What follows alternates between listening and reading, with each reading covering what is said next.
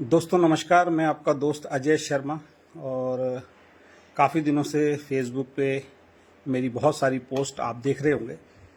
और अभी मैं 4-5 दिन से थोड़ा सा बहुत बिजी चल रहा था, क्योंकि मेरे भतीजे की जो है वो शादी थी। उससे मैं फारिग हुआ हूँ कल रात को ही, तो बहुत थकान भी हो रही थी। सुबह 5 बजे मैं दिल्ली पहुँचा और फिर सुबह मैंने आराम किया, तो थोड़ा थकान भी हो रही थी। लेकिन उस मैरिज फंक्शन में भी बीच बीच में मैंने कुछ पोस्ट आप सभी लोगों के लिए शेयर की। और एक बहुत ही सीरियस मुद्दा जो है, जो होना चाहिए इस इंडस्ट्री के लिए, वो चल रहा है मार्केट में। वो है विजय पर्व, जो एक प्रोग्राम हुआ AWPL का।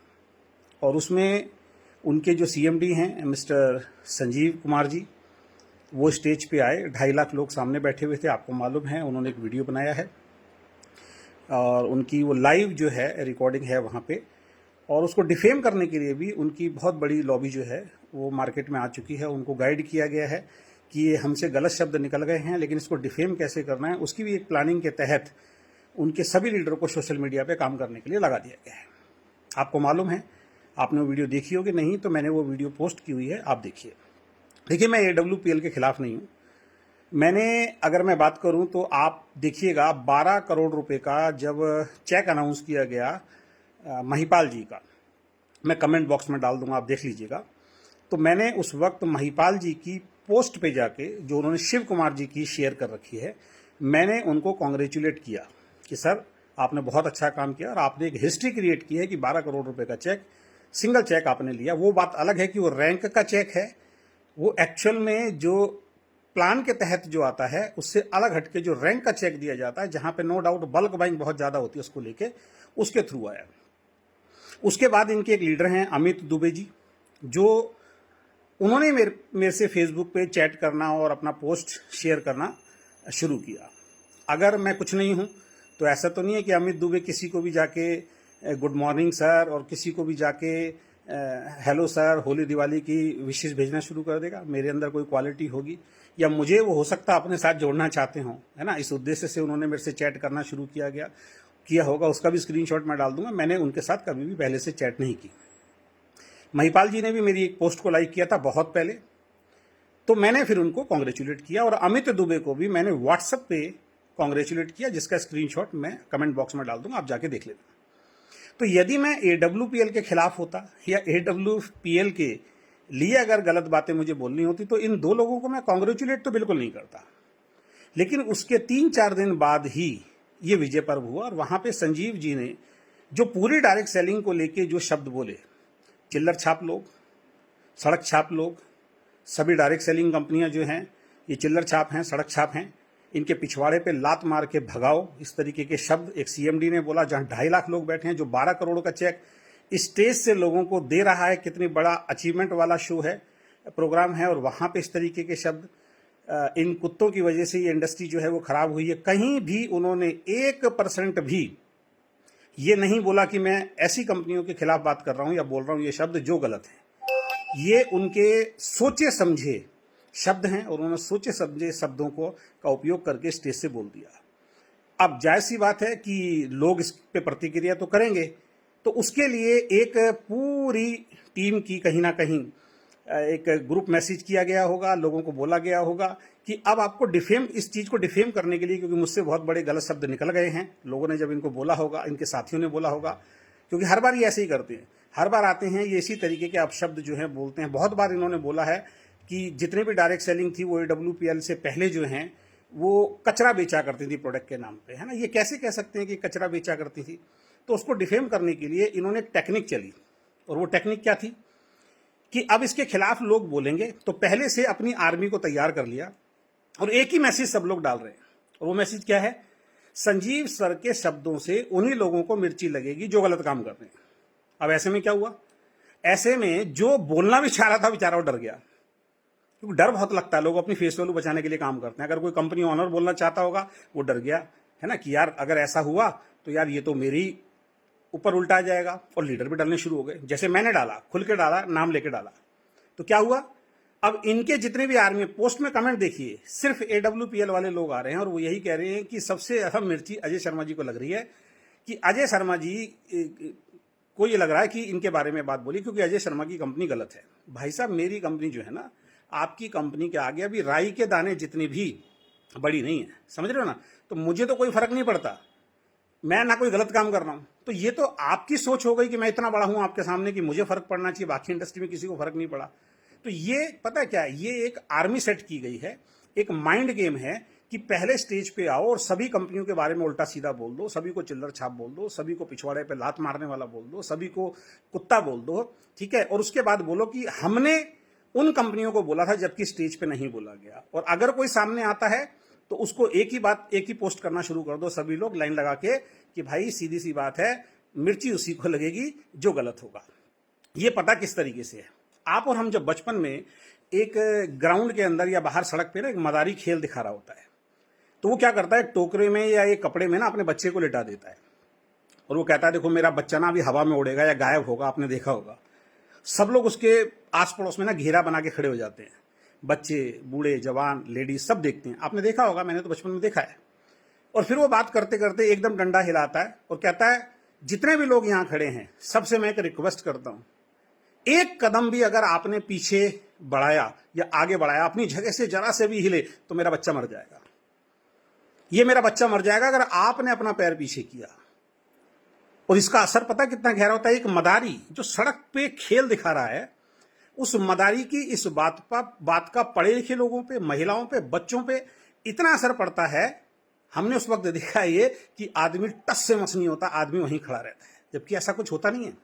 सेम खेल संजीव जी खेलते हैं स्टेज पे आके। वो स्टेज पे आते हैं, सभी कंपनियों को गाली बकते हैं, सभी कंपनियों के बारे में उल्टा बोलते हैं, सभी कंपनियों के प्रोडक्ट को कचरा बोलते हैं और उसके बाद कहते हैं मैंने उन कंपनियों के बारे में नहीं बोला।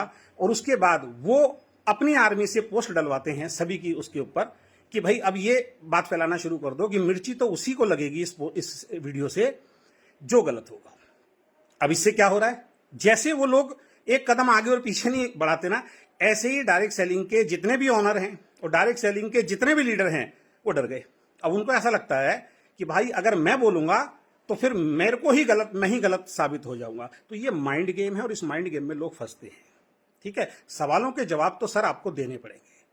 आपने बोला 100 रुपए का प्रोडक्ट एक कंपनी जो है वो 100 गुना दामों में बेचती है, 10,000 रुपए में बेचती है, ठीक है। आप लेकिन उस कंपनी का नाम नहीं बताते, आप कहते हो मार्केट में कचरा बेचने वाली दुनिया भर की कंपनी है, लेकिन आप एक कंपनी का भी नाम आके नहीं बताते हो। जब आप इतने बड़े लीडर हो, आप इतनी बड़ी कंपनी चला रहे हो, आपकी फोटो मोदी जी के साथ भी है, आप मोदी जी के साथ जाके फोटो खिंचवा लेते हो, आप राजनाथ सिंह जी के साथ फोटो खिंचवा दे। देखो कितना अच्छा टाइम है कि मैं ये वीडियो बना रहा हूं और शंखनाद हो रहा है, ठीक है। आप राजनाथ जी के साथ फोटो खिंचवाते हो, आप बीजेपी के बड़े बड़े लीडर्स को बुलाते हो, इसका मतलब आपकी पहुंच तो सीधी सरकार तक है।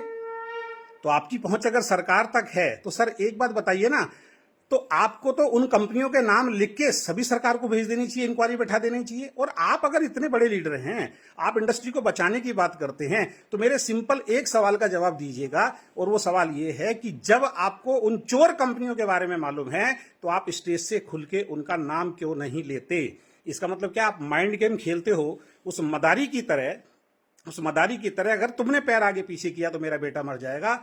आप लोगों को चोर भी बोल देते हो। इससे क्या होगा, जितनी कंपनियां मार्केट में काम कर रही है, उनके जितने डिस्ट्रीब्यूटर हैं वो कंफ्यूज हो जाएंगे इतने बड़े प्रोग्राम देख के, इतने बड़े बड़े नेताओं को देख के।